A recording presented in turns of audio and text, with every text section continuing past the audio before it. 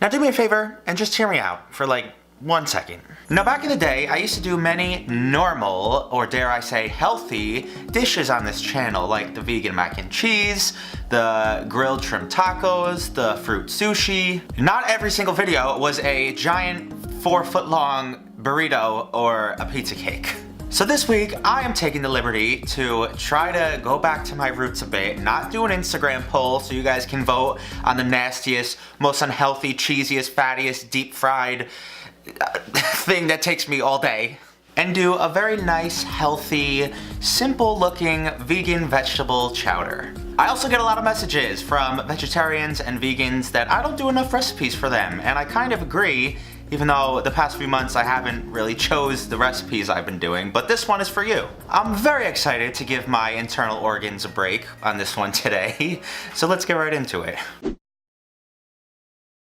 Sticking with the theme of going back to my roots, I am gonna list out the ingredients for you guys. Maybe some of you will make this. The first thing I grabbed was some non-dairy milk. I'm gonna use some unsweet soy milk. Some vegetable broth and kosher salt, a head of cauliflower and olive oil, some asparagus and fresh basil, some leeks, cold water, a lemon, a few potatoes, garlic, and unfortunately because I can't have peas, we're using some frozen green and yellow string beans. Now I'd say 85 to 90% of the work in this recipe is just prepping all of your vegetables. So I'm gonna start with the cauliflower. Typically, cauliflower rice is made by chopping up cauliflower, throwing it in a food processor. I don't have one, so I took the time to send this through my cheese grater, which is supposed to work just as well, just take a little bit more time. You also want to chop up your fresh leeks, which I think I can say this is the first time I've ever used this as an ingredient on this channel. I'm not super familiar with it either. I can say that the smell reminds me of picking onion grass out of my backyard as a child, which isn't a bad thing, I suppose. But then I chopped up my asparagus. I also prepped 5 cloves of garlic. You don't have to mince it or slice it, just keep them whole and crushed. Add 5 to the list, whoever is counting out there. I then ripped open my bag of frozen beans, which I kind of feel guilty using something frozen.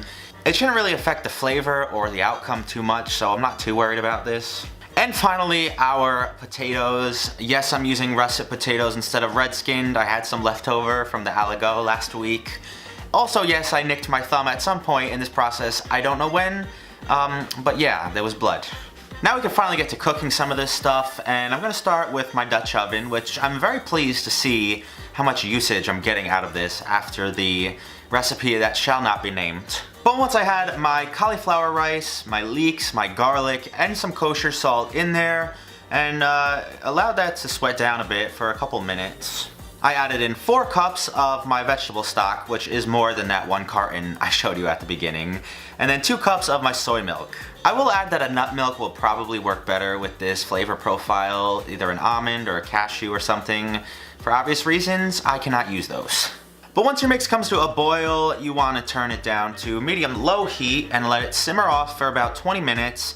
And in the meantime, we're going to start roasting our other vegetables. I really like the fact that the only fat in this whole recipe really is coming from the small amounts of olive oil we use just to start the pan with. There's no cream, there's no butter or milk. If this turns out good, I will be surprised, to be honest. But we shall see. I finished this off with some of my fresh basil and I zested a quick lemon on the side. You use the whole lemon, added that in as well, and this is looking and smelling pretty good, so I set it aside. Lastly, we have to tend to our potatoes. Just use a saute pan for this. I added as much water as I could without overflowing the thing. I also don't know the science behind why you're supposed to add cold water to potatoes. If somebody would like to enlighten me, I'd be more than happy. And about 10 minutes later, once your potatoes are fork tender, you want to drain them in the sink, and we can start to throw this all together. Now the last hurdle in this recipe for me is the fact that I don't have a stick blender. I'm assuming a normal blender will work just as well. We shall see, I suppose. I had to do this in batches, obviously, because the whole mix didn't fit in. Also, watch the very hot splattering of your soup. Once I had the whole thing pureed and looking pretty good, I added in my bean and asparagus mixture, and then my potatoes right on top of that. You're also supposed to add some fresh lemon juice, which I only added half because it kind of seemed like a lot, and then a little bit of salt and pepper at the end.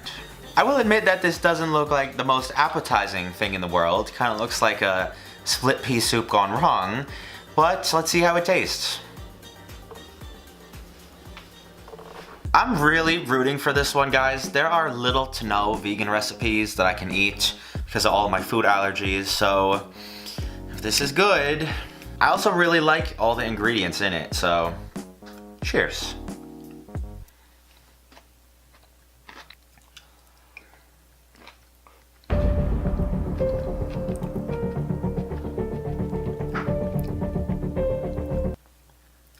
I would be baffled to find out that this had no type of dairy or fat in it besides a little bit of olive oil. Wow. Everything's cooked well. The flavor is not like something I've had before. You get the sour lemon, the bitter basil leaves. That is really good though. I've never been a huge fan of putting like big pieces of fresh basil and stuff. If you get a lot of it in a bite, it's kind of overwhelming. But overall, this is really good. Even if you changed up the other ingredients in this, just use that base, that cauliflower and soy milk base. That is like really impressing me. I'm a fan. I'm glad I picked this one this week. This gets a 8.9 out of 10. Hope you guys enjoyed today's video. If you did, slap a like on this one for me. I'm sure the Instagram polls will be back next week, so don't panic. Also, I have another video for you on Sunday.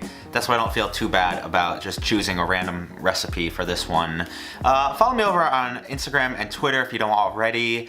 Other than that, have an awesome weekend. I'll see you right back here next time. Peace.